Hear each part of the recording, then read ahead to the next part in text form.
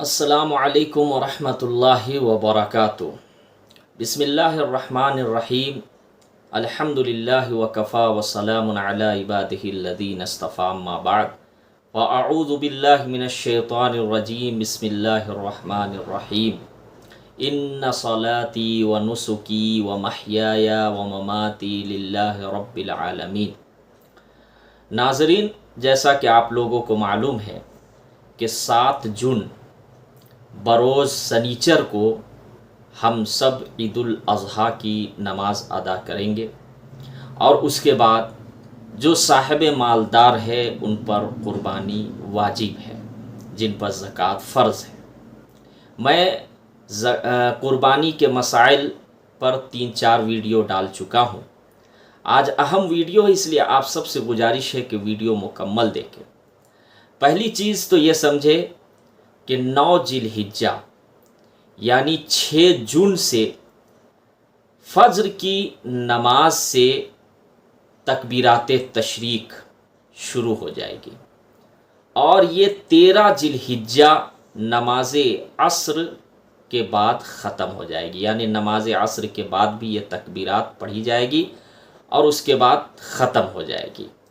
6 جون سے لے کر 10 جون، 6، 7، 8، 9، 10 جون کو نماز عصر تک یہ تکبیرات پڑھی جائے گی۔ تکبیرات تشریق کیا ہے؟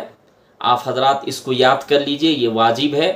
اللہ اکبر، لا الہ الا اللہ واللہ اکبر وللہ الحمد۔ تو یہ تکبیرات تشریق ہر فرض نماز کے بعد مردوں کے لیے حکم ہے کہ بلند آواز سے پڑھے، اور عورتوں کے لیے یہ حکم ہے کہ ان کے لیے بھی یہ واجب ہے، جس طریقے سے مردوں کے لیے واجب ہے عورتوں کے لیے بھی، لیکن عورتیں آہستہ آواز سے کہیں گی۔ اب اگر کوئی فرض نماز پڑھنے کے لیے گیا مسجد میں، نماز چھوٹ گئی یا رکعت چھوٹ گئی، تو جب رکعت مکمل کریں گے پھر بھی پڑھیں گے یہ تکبیرات تشریق، کیونکہ بہت سے مصلیان کرام کو مسائل سے واقف نہیں ہوتے ہیں۔ تو میں بتا دوں، اگر رکعت چھوٹ گئی، 2 رکعت 3 رکعت جتنی بھی، مکمل کرے، سلام پھیرنے کے بعد آپ ضرور پڑھے، واجب ہے۔ اگر کسی کی نماز ہی چھوٹ گئی، وہ بعد میں گئے نماز مکمل کیے، تب بھی آپ یہ تکبیرات تشریق سلام کے پھیرنے کے بعد فوراً پڑھیں گے۔ اب آئیے سب سے اہم بات کہ ہم سب بھارت میں رہتے ہیں، اور بھارت میں ہمارے ہندو بھائی بھی رہتے ہیں، اور اسی طریقے عیسائی بھائی بھی ہے، بہنیں بھی ہے، اسی طریقے سے سکھ بھائی بہنیں بھی ہے۔ تو آپ جب قربانی کریں تو 3-4 باتوں پر ضرور دھیان دیں۔ پہلی چیز تو قربانی جب کریں تو پردے کا اہتمام ضرور کریں، پردے کا اہتمام، یہ نہیں کہ کھلے عام دن دہاڑے قربانی کریں، نہیں، پردے کا نظم ہونا چاہیے۔ دوسری بات کہ کہیں پہ بھی خون وغیرہ راستے میں نہ ہو، یا پھر گندگی کہیں پہ بھی راستے میں نہ پھیلائے، جس سے آنے جانے والے کو تکلیف محسوس ہو، کیونکہ ہمارا اسلام یہ حکم دیتا ہے کہ راستے میں کوئی بھی ایسی چیز نہ رکھے جس سے عام چلنے والے لوگوں کو تکلیف پہنچے، اور پاکی خیال رکھنے کا حکم ہے۔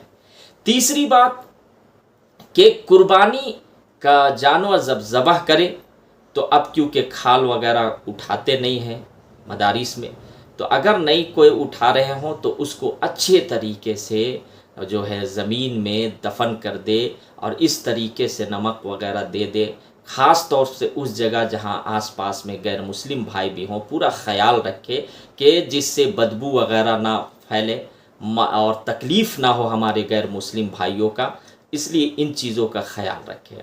اسی طریقے سے آپ یاد رکھیے گا کہ عید کی نماز یعنی عید الاضحیٰ کی نماز کے بعد ہی قربانی کریں گے، نماز سے پہلے نہیں کرنے کا ہے۔ آپ اگر مسجد میں پڑھ رہے ہوں تو مسجد میں جب نماز ہو جائے تب، اور اگر عیدگاہ میں پڑھ رہے ہوں تو عیدگاہ میں نماز جب ہو جائے اس کے بعد قربانی کرنی ہے۔ اسی طریقے سے میں آپ کو بتا دوں کہ قربانی کی دعا ضرور یاد کر لے اور کوشش کرے اپنے ہاتھ سے قربانی کرنے کا، کیونکہ حدیث میں ہے کہ اللہ کے نبی صلی اللہ علیہ وسلم ایک موقع پر قریب 63 اونٹوں کی قربانی کی اپنے ہاتھوں سے، ہو سکتا ہے اس میں کم و بیش ہو جائے، اور اس کے بعد بقیہ حضرت علی رضی اللہ تعالی عنہ اور ایک اور صحابی رسول جو ہے قربانی کیے تھے، تو ان کا خیال رکھے۔ دوسری بات کہ قربانی کا کھال اب مدارس میں جو ہے نہیں اٹھایا جا رہا ہے، تو میں خاص کر کے بریاتو جھارکھنڈ رانچی والوں سے گزارش کرنا چاہتا ہوں کہ ضرور ہر حصہ دار جو ہے کم سے کم 500 روپیہ کا رسید کٹائے، 500 نہیں تو آپ جتنی رقم کٹا سکتے ہو بریاتو والے سے، جو کہ میں بارہا وہاں جاتا ہوں آتا ہوں، بیان کرتا ہوں لوگوں سے، مدرسہ میں خدمت بھی کرتے الحمدللہ، تو ان چیزوں کا خیال رکھے۔ میں کانٹیکٹ نمبر بھی دے رہا ہوں، آپ مجھ سے رابطہ بھی کر سکتے ہیں۔ بہرحال دعاؤں میں یاد رکھیے۔ السلام علیکم